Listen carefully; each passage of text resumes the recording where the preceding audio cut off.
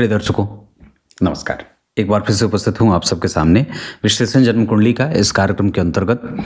आज जो आपके सामने कुंडली लेकर के आया हूँ, ये कुंडली आई है मेरे पास प्रयागराज उत्तर प्रदेश से। शुरू करते हैं आज का कार्यक्रम। कहीं नहीं जाना है, बिल्कुल बन के रहिएगा। और जैसे कि आप मेरे नियमित दर्शक हैं और जानते हैं कि मैं किसी भी कुंडली का अध्ययन सबसे पहले उस कुंडली के पंचांग से शुरू करता हूँ। और इनका पंचांग बना है, जातक का जन्म हुआ चैत्र माह में, शनिवार, शुक्ल पक्ष की पंचमी तिथि, कृतिका नक्षत्र, विषकुंभ योग, क्षत्रिय वर्ण और राक्षस गण। क्षत्रिय वर्ण और राक्षस गण के कारण व्यक्ति में तमस तत्व की प्रधानता है।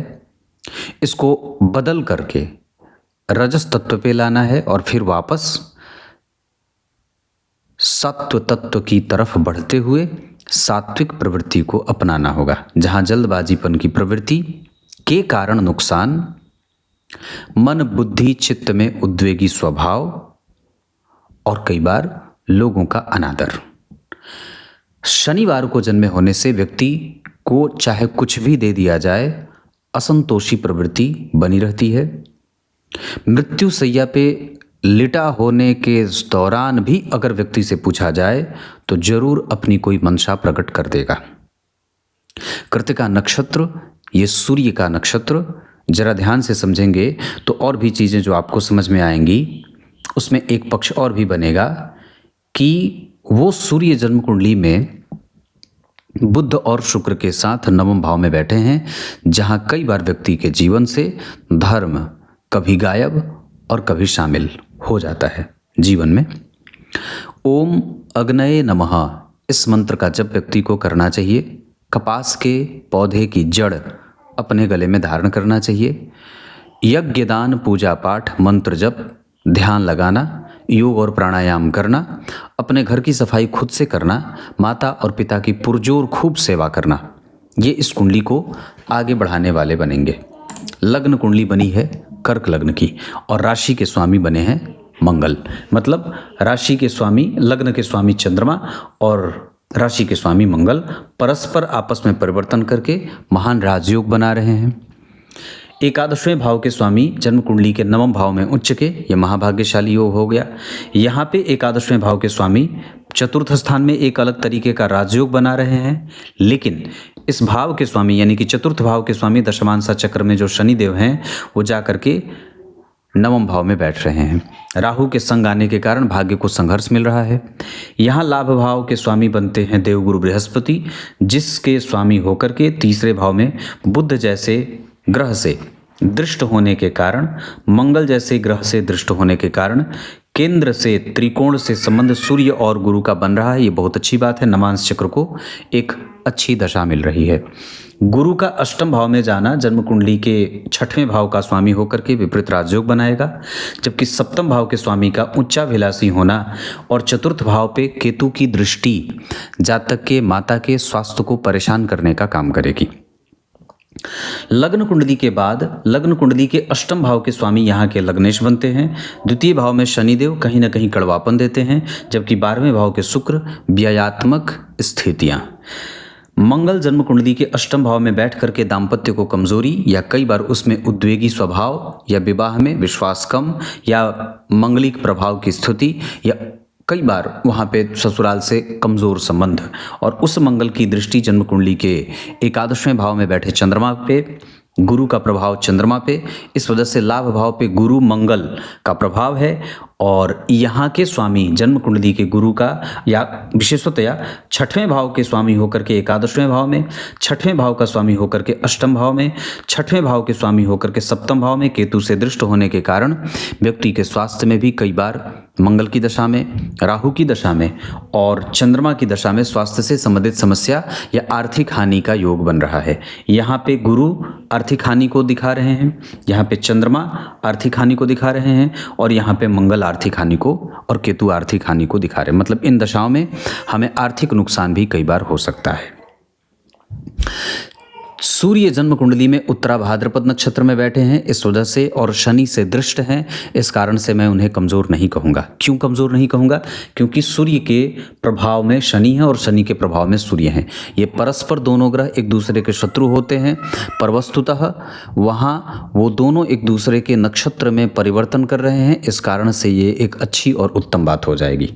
परंतु लग्न कुंडली के नवम भाव में सूर्य, बुध और शुक्र का एक साथ बैठना कुंडली को कई तरीके से अलग प्रकार की कमजोरी देता है, जिसमें कई बार ऊंची शिक्षा, माता और पिता के बीच मतभेद गहरे होते जाते हैं, या उच्च शिक्षा में व्यवधान की स्थिति भी बनती है। व्यक्ति का कम्युनिकेशन बड़ा खराब हो जाता है। हमें यहाँ पे इस बात को ध्यान रखना होगा कि हमारा कम्युनिकेशन बेटर हो, और भी ज़्यादा हम उसे बेहतर कैसे कर सकते हैं, इस पे फोकस करना होगा। इसके बाद जन्म कुंडली के सप्तम भाव से केंद्र में मंगल और सप्तम भाव से केंद्र में चंद्रमा दाम्पत्य की स्थिति को ठीक रख रहे हैं, लेकिन कर्क लग्न की कुंडली में मंगल लग्न में बैठे हैं, जिनका नीचभंग चंद्रमा के साथ परिवर्तन के कारण योगों की युगलबंदी हो रही है और ग्रह आपस में जो आतिशबाजी कर रहे हैं, इसके कारण एक अच्छा लाभ भी दिखाई देगा। परंतु फिर भी व्यक्ति के पास काम रहेगा, स्वाभिमान है, आत्मविश्वास की स्थिति है, धर्म है, आध्यात्म है, चिंतन भी है, पर इन सब के साथ साथ कई बार चोट चपेट की घटनाएं, दुर्घटनाओं का योग और नौकरी में अदला बदली या नौकरी में बदलाव के संकेत भी कई बार चंद्रमा और मंगल देते हुए नजर आ रहे हैं। चंद्रमा के बाद अगर चंद्रमा के बारे में मैंने इतनी बात, छोटी मोटी बीमारियां चंद्रमा के कृतिका नक्षत्र के कारण लगेंगी। मंगल जन्म कुंडली में जिस स्थिति में बैठे हैं पुष्य नक्षत्र में, वो आपकी कुंडली को एक अच्छा नेचर दे रहे हैं। नौमांस चक्र में वो मंगल कन्या राशि में बैठ रहे हैं, जिसके कारण उनकी दशा में पराक्रम करने का मन करेगा, जबकि दशमांश चक्र के आधार पर वो आपके करियर को एक अच्छा नेचर देने वाले बन रहे हैं। छोटे मोटे व्यय के योग मैंने पूर्व में बता रखे हैं। बुध जन्म कुंडली में उत्तरा भाद्रपद नक्षत्र में 11 हंस पे बैठे हैं, और ये नीच की राशि में बैठे हैं, जिनका नीच भंग शुक्रदेव बहुत ही अच्छे तरीके का कर रहे हैं। यहाँ पे एक भौगोलिक स्थिति घटेगी, जैसे सूर्य, बुध और शुक्र बैठना तो एक साथ ही चाहते हैं, पर जब कभी भी वो एक साथ बैठ जाते हैं तो कई बार उस भाव के फल को निचोड़ देते हैं। इसका असर मैंने पूर्व में बताया, व्यक्ति के कम्युनिकेशन पे पड़ेगा और ऊंची शिक्षा के साथ साथ पिता के साथ संबंधों पे पड़ेगा। दूसरा कि बुध देव के ऊपर शनि का प्रभाव है, और वो बुध देव राहु और केतु के केंद्र में है। वैसे तो सूर्य भी राहु और केतु के केंद्र में है, पर भाग्य भाव से सूर्य का संबंध व्यक्ति को लाभान्वित करता है, पर भाग्य भाव से बुध का संबंध भी कम लाभान्वित नहीं करता, अपितु वो बहुत सारे लाभों को देने के साथ साथ बहुत सारे लाभ योगों को जोड़ने वाला भी होता है। पर इतनी सी बात ही अच्छी नहीं होगी, वहाँ और भी बहुत सारे अच्छे योग बनेंगे अगर सूर्य और शुक्र साथ में नहीं बैठे होते तो। अगर वो बुध के साथ खाली सूर्य बैठ जाते तो अच्छी बात होती, वहाँ लगभग काम शुक्रदेव बिगाड़ रहे हैं। उसके बाद व्यक्ति को कई बार चरित्र चिंतन करना होता है, विवाह को बढ़ाने में मशक्कत करनी पड़ती है, स्वास्थ्य लाभ में नुकसान होता है, और कई बार व्यक्ति को अपने वास्तविक नेचर को प्रकट करने में दिक्कत होती है। उसके अंदर की अच्छाई उसे कभी भी अच्छा बनने से कई बार रोक जाती है, या कई बार उसकी बुराई प्रकट हो जाती है और अच्छाई अंदर ही अंदर दब जाती है। तो हमें इस पे काम करने की आवश्यकता होगी। देवगुरु बृहस्पति जन्म कुंडली में पूर्वा भाद्रपद नक्षत्र में बैठे हैं, अपने नक्षत्र में बैठे हैं और केतु से दृष्ट हैं। इस कारण से कभी कभी कफ से संबंधित समस्या हो सकती है। बाकी व्यक्ति का गुरु इस कुंडली के अष्टम भाव में छठवें भाव के स्वामी होकर के विपरीत राजयोग का निर्माण करेंगे, मतलब पहले ग्रह विपरीत स्थिति का निर्माण करेगा, तब जाकर के वो व्यक्ति को राजयोगों का फल देगा। और केतु से दृष्ट होने के कारण ये एक अच्छी बात है। मंगल से दृष्ट होने के कारण व्यक्ति की कैपेसिटी बढ़ेगी, समस्या को समझने की शक्ति बढ़ेगी, धर्म में रुचि पैदा होगी, रिसर्च बढ़ेगा और बड़े जनों का आदर भी बढ़ेगा। गुरु की दृष्टि लाभ भाव, गुरु की दृष्टि 12वें भाव पे है, द्वितीय भाव पे है और जन्म कुंडली के चतुर्थ भाव पे है। तो जन्म कुंडली के 12वें भाव पे दृष्टिपात करेंगे और 12वें भाव के स्वामी जन्म कुंडली में नीच के हैं, इस वजह से कई बार व्यक्ति की जिम्मेदारियां बढ़ी रहती हैं। द्वितीय भाव पे मित्र की दृष्टि देखने के कारण व्यक्ति की वाणी संतुलित और सभ्य होनी चाहिए, जबकि चतुर्थ स्थान पे गुरु की तुला राशि पे दृष्टि व्यक्ति को एक समतुल्य व्यवहार रखने वाला, क्रोध के साथ क्रोध और शीतलता के साथ शीतलता का भरा व्यवहार व्यक्ति करता है। जबकि गुरुदेव 20 अंश के बैठे हैं, मेरे हिसाब से उनको और भी ज़्यादा ठीक किया जा सकता है अपने भोजन को नियंत्रित करके, अपने स्वास्थ्य को नियंत्रित करने के लिए कफ जनित बीमारियां न हो, इसका हमें ध्यान रखना होगा। बाकी शुक्र आपकी कुंडली में 21 अंश के साथ बैठे हुए हैं और जन्म कुंडली में अगर विचार करें तो शुक्रदेव 21 अंश के साथ बैठे हैं रेवती नक्षत्र में बुध के साथ। इस कारण से व्यक्ति का लाभ, धन, धर्म, आध्यात्म, चरित्र बल ये सब ठीक है, पर फिर भी वहाँ पे हमें सांसारिक सुखों का प्रभाव भी वो देते रहेंगे, मतलब ये शुक्र अच्छे बन रहे हैं। कभी कभी जठराग्नि में कमजोरी शुक्रदेव दे सकते हैं। शनिदेव जन्म कुंडली में उत्तरा फाल्गुनी नक्षत्र में बैठे हैं और सूर्यदेव की दृष्टि, मैंने बताया दोनों ग्रह आपस में नक्षत्र परिवर्तन करके कुंडली को बलवान बनाने की पूरी कोशिश कर रहे हैं। पंचम भाव पे शनि का प्रभाव व्यक्ति के परिणाम से उसकी दूरी तय कर रहे हैं। द्वितीय भाव में शनि का प्रभाव भी कई बार व्यक्ति के विवाह को विलंब में ले जाने की कोशिश करेंगे, या कई बार व्यक्ति के विवाह होते होते कट जाए, होने से पहले कट जाए, या विवाह होने के बाद भी थोड़ी बहुत मशक्कत व्यक्ति के जीवन में देखने को मिल जाती है। यहाँ राहु और केतु केंद्र में है, इस वजह से प्रोफेशनली ये कुंडली अच्छी बन जाएगी। दशमांश चक्र में अगर यहाँ शनि और राहु नहीं होते तो अच्छा होता, यहाँ मंगल ना होकर के यहाँ बैठ जाते तो और अच्छा होता, यहाँ सूर्य अपनी राशि में बैठे होते तो भी ठीक है। हालांकि सूर्य और गुरु का जो परिवर्तन हुआ है, ये अगर परिवर्तन नहीं होता तो गड़बड़ी होती, लेकिन ये गुरु और सूर्य का परिवर्तन जातक को जीवन में सदैव ही कारोबार से युक्त रहने वाला बना देते हैं। वैसे इस कुंडली के आधार पर नौकरी का योग भी बहुत अच्छा है।